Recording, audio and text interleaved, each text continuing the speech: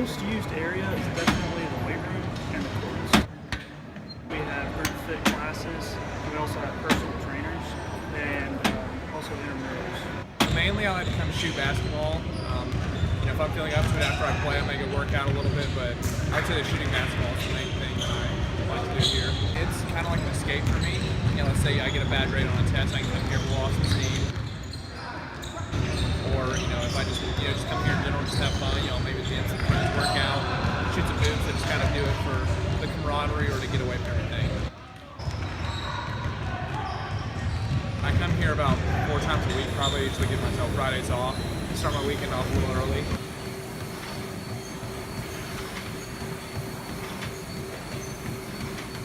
I don't think people realize how big this place actually is. Like, we have a lot of staff here and a lot of people that work here and who are real professionals.